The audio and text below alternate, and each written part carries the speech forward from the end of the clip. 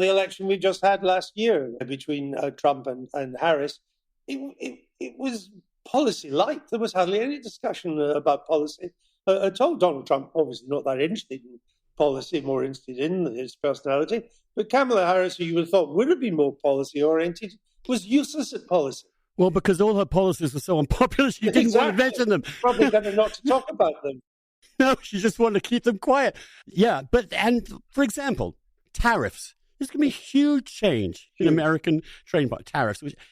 I don't remember a single thorough debate about tariffs, what tariffs would do, which industries would they affect, what would happen if this happened, all the extraordinarily big questions about tariffs. Or even, for example, somebody to question, well, if you were to achieve this immigration deportation levels, what would happen to the economy? Yes. There were just obvious questions that you would, and Harris and the Democrats had a chance to make those points, to say, look, you put tariffs in, you're going to increase inflation.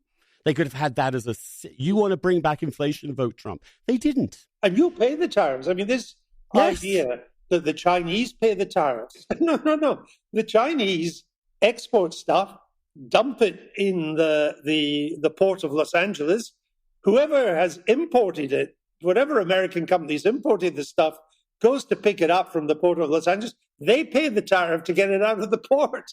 And of course, they then pass that tariff on to the American public. And that never came out. And literally no interviewer has sat in front of President Trump or and said, explain this to us. He can't.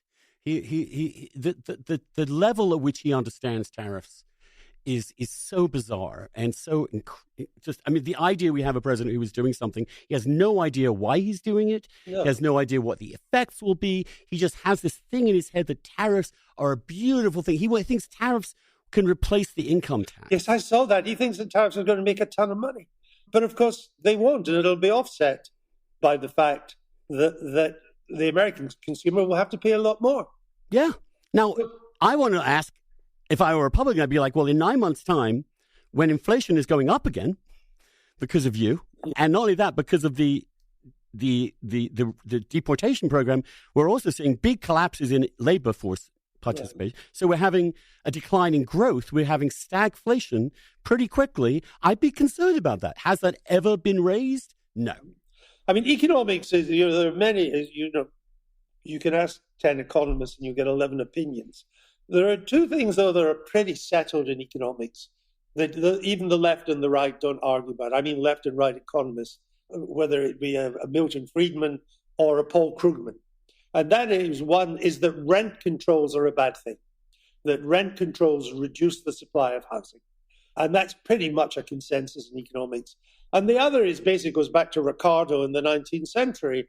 The law of comparative advantage leads to free trade in goods and services in which we produce what we're good at and efficient at and can sell to the rest of the world. And you do the same.